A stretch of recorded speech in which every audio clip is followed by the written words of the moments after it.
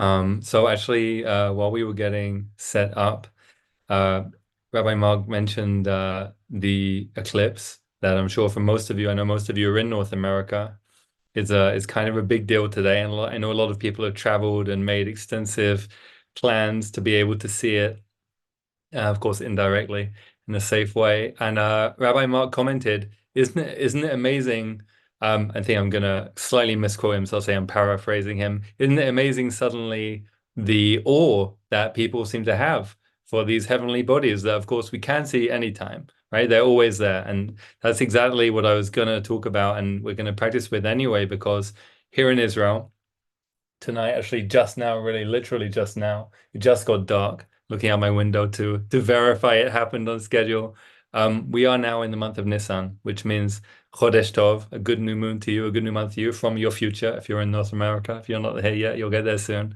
And this is a very, very significant new moon. It's very interesting. The eclipse is happening, and people are paying such attention to the moon on this day because this is the first month in the Torah, and it's such a big deal. It's really the first mitzvah, which is usually translated as commandment. Really, the root of the word can also mean connection. It's the first opportunity for connection that's given to the Jewish people as a people in the whole Torah. There's loads of stories that happen beforehand. There's loads of great things that happen, but this is the first time the creator of the universe says, I would like you guys to do this, please. This is part of the spiritual path of Judaism. This is part of Torah. This is what it means to be a Jewish people.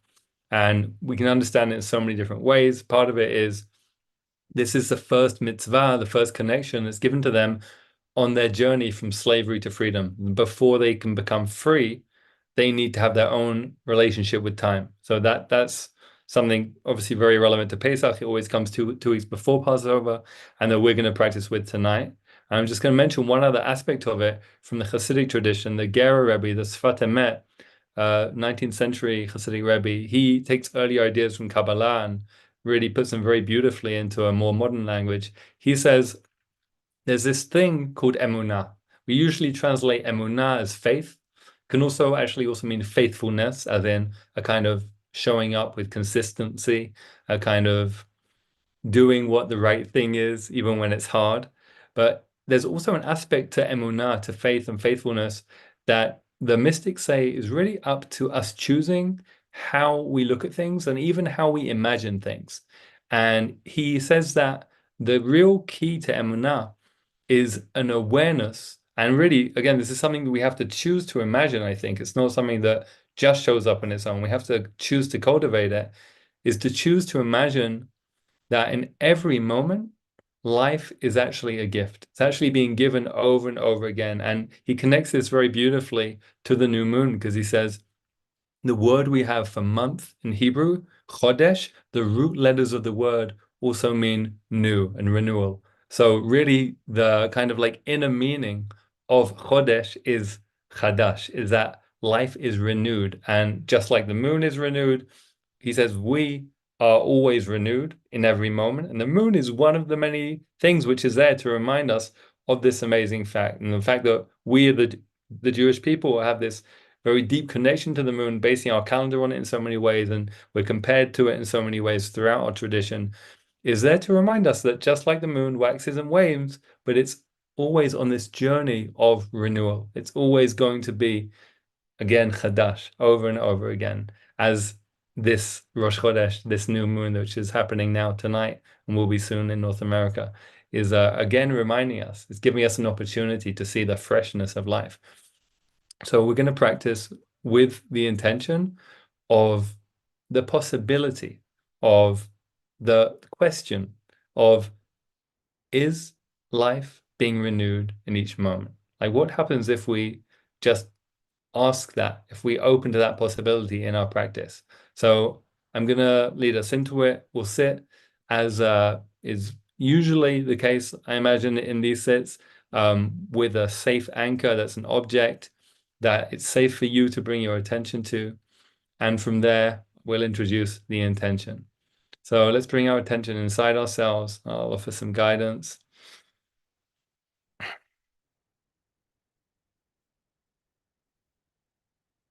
As we notice whatever's going on inside, Let's see if we can be compassionate and welcoming to whatever we notice. Any physical sensations, any emotions, any thoughts, whatever's going on. Can be friendly and welcoming.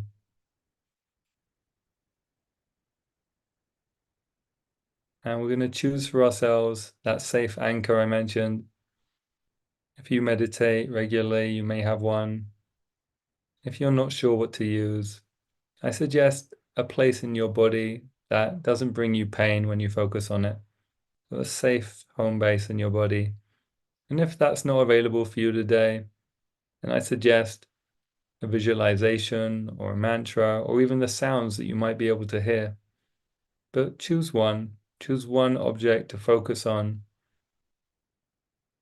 And to begin the practice, we just want to ground ourselves, to settle, letting our attention be as close to the object that we're choosing as possible.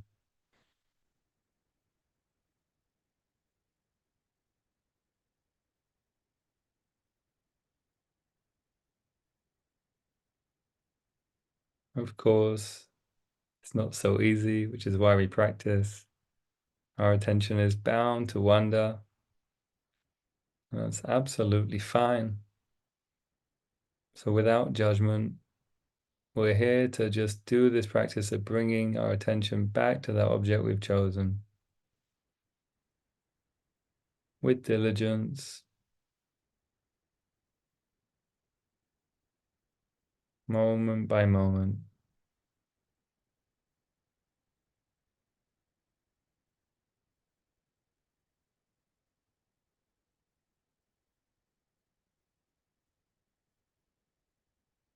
I'll give the next instruction and then we'll sit in silence together.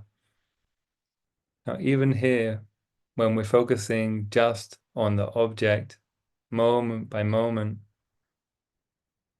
when you feel ready, if you like, you can introduce this question, this intention that Sfat articulated and connected to this new moon, this renewal of life, and this emunah, this faith or faithfulness that really we have to imagine and cultivate for ourselves, which is it possible that life is actually brand new in every moment?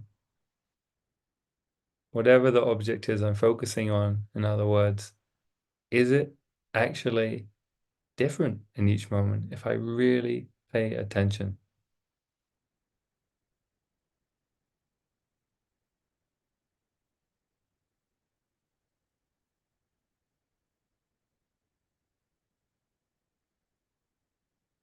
And you can stay there with your anchor, asking this question, opening to this intention for the whole sit if you like. And if at some point you feel ready, you feel settled enough, you can open up your attention to more of what's going on inside you and ask the same question.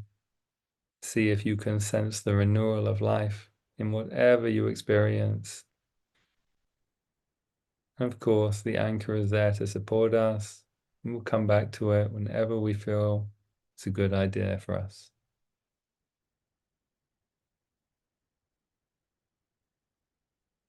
Let's sit in silence, doing our best to open up to the mystery of the renewal of life in each moment.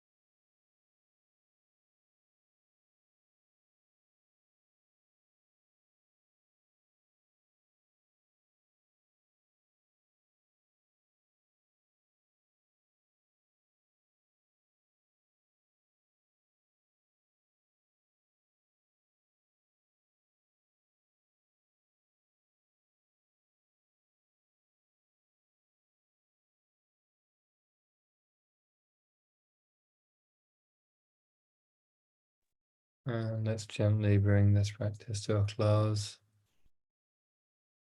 I'll hand it back to Rabbi Mark.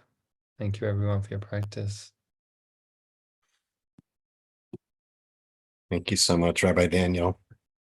And Chodesh Tov to you. And friends, as we do every day, let's seal the practice with an opportunity for those of you who are in mourning or observing a yard site, if it's your custom to join in the Kaddish, to do so. If you're not reciting Kaddish, please stay present for those who are. Thanks to Jordan for sharing the words of the Kaddish on the screen. And you can put the name or names of anyone you're honoring today in the chat now or after we recite Kaddish. And if you're joining me, please rise in body or in spirit, and you can unmute at this time. Yitgadal v'yitkadash Shemei Rabbah. Amen. Nama divra chivute b'yamlich malchute b'chayechom u'vyomechom u'chayei d'chol Beit Yisrael b'agalah b'zman kariv v'imru Amen. Amen. Yehi Shmei Rabbah mevarach olam Amaya.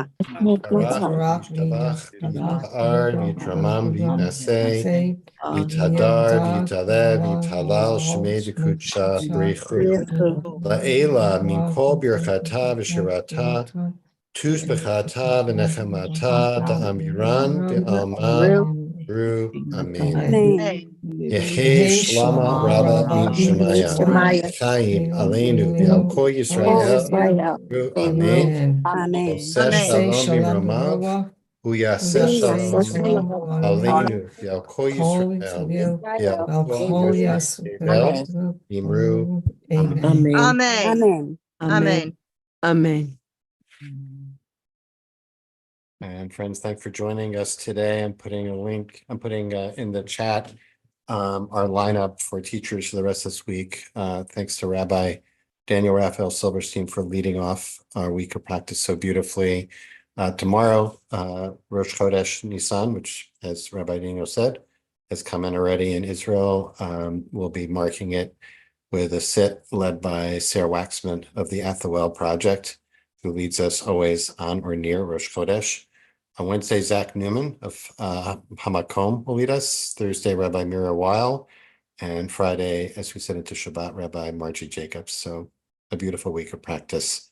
Please join us for any or all of those. And as always, welcome to stay on, to continue to sit with that theme of newness and renewal that Rabbi Daniel offered us, or join us for conversation. And any questions you'd like to put to him, please put them in the chat. Preface it by writing question in all capitals. And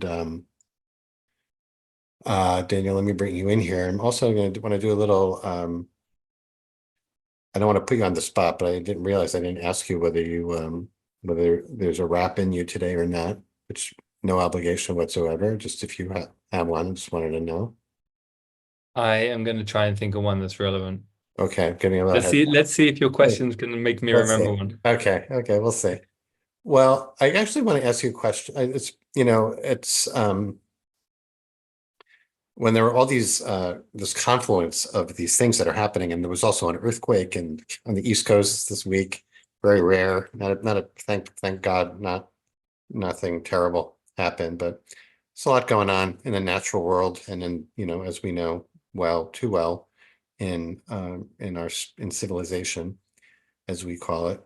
There's a lot going on, and what I really appreciated you're bringing our attention to is how much Jewish tradition focuses on this idea of renewal, of constant renewal, and there's so many reminders of that renewal, including the lunar cycle and the newness of the moon and Rosh Chodesh, but also on the liturgy, which reminds us of God renewing creation every day, and it goes further than that, really, every moment, every breath, right?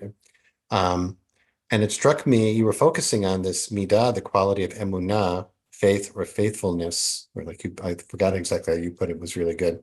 The showing up. What came up for me was, wow, that theme of newness is so connected to hope. And when we're feeling so much hopelessness, bordering on despair sometimes about the future, it's such a powerful spiritual antidote to that, to say, well, in this moment, there's something new is being born, and implicitly there's hope in that, right? So that things will be other than what they are. We really pay attention to that around Passover because that's such the prevalent theme, but it's a central theme of Jewish spirituality, spiritual practice. So I wanted to bring in. I want to invite you to maybe say a little bit about that, especially sitting where you are in Israel right now. In terms of there's kind of the irony that the national anthem is Hatikva, right? About hope. It's about hope, centering hope. So I want to invite you to talk a little bit maybe about that connection between noticing newness and hopefulness. Thank you. So to go back to the beginning of the creation of the universe, we're told that the Kabbalists say that the Ein Sof, the Infinite One, cleared a space by contracting itself, by doing Tzimtzum. God made itself smaller.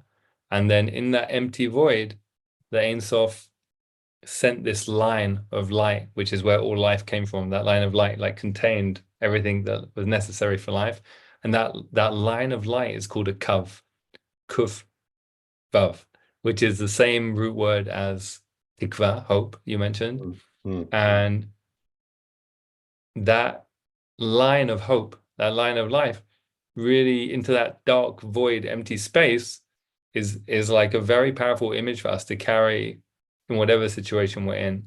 And I like that I appreciate you connected it to where we are on the calendar right now, because as you rightly mentioned, the part of the renewal of this time of year is about, our people being slaves in Egypt. And okay, they've watched a lot of plagues happen, which was scary, but doesn't mean they know that anything good is going to come of all this for sure, right? They basically watched their civilization around them crumble, and a lot of people suffer, and they don't really have an image of what a better life would look like. They've never experienced a better life. They've never experienced freedom, living in the land of milk and honey, or any of these things. They've just had a pretty rough hand dealt to them. Slavery, and then the immense suffering of the plagues. So the hope, like you say, of renewal, I think part of the deeper spiritual message of the renewal of the moon that the mystics are getting at is to say, if the moon can renew itself, and if life can renew itself at every moment, then basically anything is possible. And that hopefulness, I think, is an amazing resource for us, in terms of us being the best that we can be, and not being as limited as we would be. Of course, we all still have fears and inhibitions and traumas, but despite that, with that, we don't suddenly get rid of them. But nonetheless, I think hope empowers us to really do amazing things, even with those things. Yeah. Well, that answer just really invites me to think of as a mantra, as a kind of focus phrase. Anything is possible. Like if I was, sitting with your meditation, it'd be like Rosh Chodesh, anything is possible. Anything is possible. Anything is possible. So thank you so much for that. A lot of good questions here that are in the chat. One from Lester. Can you please speak to the paradox that while each breath may be renewal, it's like, a newness, it also brings us closer to our final breath. So there's a juxtaposition, which is kind of true, right? The exhalation, we don't know for sure if the next breath, when the next exhalation is the last one, right? Right. So there's a paradox there. You want to anything say about that? Well, it could be a paradox. I see that. We could also, if I view my final breath as actually, bringing me home, allowing me to finally be reunited once again with my source, then every breath is renewal as I grow towards that goal. Of course, I haven't been there and come back to say that I know for sure what happens, but that's the tradition that I base myself on, that that I trust, that I lean into, that death is a new beginning in a way that we can't even imagine. Right. And even if one doesn't go there, we might understand that as a letting go of what has been, right? Of whatever we have known is now over. There's a death there, that's over. And at the same time, there's an openness to something new. As a practice of letting go, which leads to the Mir's question, also a hard question. Does the concept of complete renewal each second imply we should totally forgive, forget, and again, put ourselves in the same situation with someone by whom we feel we've been wronged in the past, regardless of whether what is it? So really, I guess the question has to do with, what are the implications for forgiveness about the past and tshuva on the part of the people who have hurt us. So how do we let go of that? So I find it really helpful that we understand time in Judaism as a spiral, that while it's new in every moment, there's also a familiar territory that we're actually coming back to. We're different every time. We grow in every moment. But we actually, when we come to this Pesach, it's not just like, oh, look, it's Pesach again. It's like, it's the same Pesach that it was when our spiritual ancestors were actually in ancient Egypt in slavery. And it's the same one that I had 20 years ago, the same one that my ancestors had how many hundred years ago?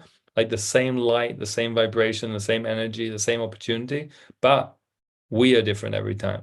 So we have the opportunity to learn. And we're actually, I think, expected and asked and called to learn and grow so that we respond differently every time. I think that's kind of the journey that we are life evolving. If we are trying to evolve in a healthy direction, then we're carrying life with us on that journey. Right. And maybe I would just tack on to that. I'm thinking about this question about remembering, forgetting, moving on, moving forward. Maybe relates a little bit to the issue of Amalek. People may remember, a couple of weeks ago around Purim and just before Purim, around Shabbat Zachor, about the paradox of remembering and forgetting, right? Of letting go. So I wonder here whether it's an opportunity for each of us to, whether it's forgiveness or just letting go of some of the pain of the past, right? So that it doesn't burden us in terms of it leaching the toxicity of grudges, resentments that have accumulated. I mean, it's over, right? It's in the past. Doesn't mean it didn't happen, doesn't mean it doesn't need to be dealt with, doesn't mean it doesn't need to be addressed, but there's something about the residue of that. So maybe there's some of that, letting go of that.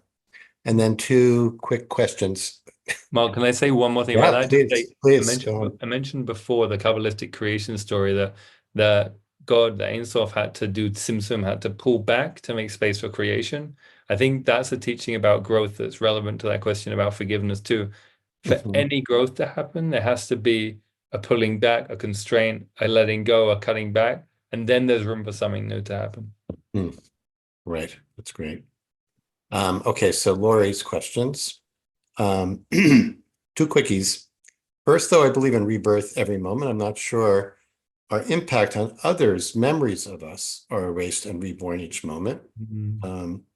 Rather, maybe it's open to transformation each moment. It's an interesting question, right? We may experience ourselves as changing, being reborn, but our people's impression of us might remain static. So I don't know. There's kind of a question there. The second, is it night? Secondly, in healing our bodies, is it naive or toxic positivity to believe that each moment is new and fresh and can change what's happening? I believe in such healing, but I don't know. Those are two not such quick questions. Let's just do one at a time here. One on others' perceptions of us, even as we transform or change. We just have to practice with what we can control. I can speak from my own life experience that the more I practice, the better things went eventually with other people. But it's not an instant process. It's a transformation, a tikkun, a healing that happens eventually in the various dimensions of existence. And eventually, I think we're blessed to reap the benefits of some of that in this incarnation, then great. But that's not even really why we practice, right? We just practice to be the best that we can, and whatever happens, happens. Right, right. And Lori, second question, Lori, I'm not sure if I get your question right. I'm thinking about there is this idea of, being renewed, something's new, including in our body. But for those of us who are like past the expected halfway point, it goes kind of relates to that question about the relationship between, death and new life and renewal, right? There's something about, there's maybe related to what you were just saying, Rabbi Daniel, I think that maybe what is new is our relationship to our body. And so there's a new understanding and partly an acceptance of maybe our bodies as they change. I don't know. Anything you Amen to that. I also would say, again, just speaking from personal experience, the more permission I give my body to be how it is, with less mental pressure, mental stress, less idea of what I think it should be, I find my body works better when I do that. Irrespective of what stage of life we're at, I think that is something to explore. Right. Okay, Daniel, I don't know if you have, if something has come to you, it doesn't, no pressure on that. But as you're thinking, I'm just going to mention something, which I don't usually get to have these kind of interactions, but we have 116 people here.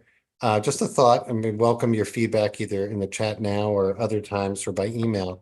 Thinking about kind of renaming, rebranding, reframing our daily practice, since although meditation is the core of it, obviously there's so much that draws people here, and that these questions go to about healing and hope and we say the Kaddish, people come for reciting Kaddish and for grieving. Thinking about renaming this as a Jewish mindfulness community for hope and healing, including in the healing, those who are mourning and grieving. So I welcome feedback from you folks about that. Doesn't mean changing anything about what we actually do, but I think it's a more accurate description about what actually happens here. So I'm throwing that out for feedback from you. You don't have to give feedback now, you can give feedback another time, but I just wanted to share some thinking about that. A little long of a name. Okay, well, we'll workshop that together. Rabbi Daniel likes it. I love it, and I found something that I'd love to share. It's a quick one. It's the first verse of the song about Pesach, which I hope will be timely for everyone. Great. It's from a song called "In Every Generation," which is a collaboration between myself and Avram Lotek. We go by the name of Dreamers, so folks can find the song under that name, Dreamers in Every Generation. So the first verse is, when we were in Egypt land long ago, we were slaves to Pharaoh. Yeah, I think you know. Pharaoh knew the secret how to make us slave. It isn't just our bodies need your mind in chains. Just like you, we didn't even know that we were lacking freedom. Thought the way it was just the way it had to be. You see that when we first went down to Egypt, we were treated VIP. And if you would have told us what's to come, then we would not believe it. Gradually, not overnight, they put us in their little vice and tightened it another notch. Every opportunity that knocked, we were scared that if we make a fuss and it will make it worse. So we made excuses for the ones that we were made to serve.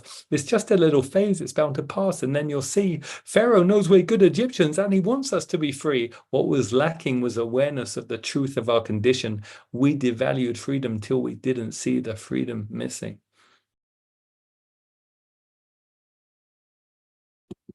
Beautiful.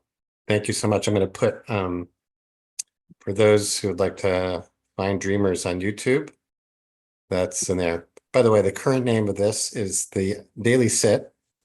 So we'll keep workshopping, people. Thanks for your feedback. Keep them coming. Rabbi Daniel, as always, pleasure. Wishing you a Chodesh Tov, everyone there, a Chodesh Tov. Really such a deep need for renewal, and I guess we won't see you before Pesach. So a Chag Sameach to you, a meaningful Pesach to you. Good luck with all the preparations there, and we'll hope to see you soon.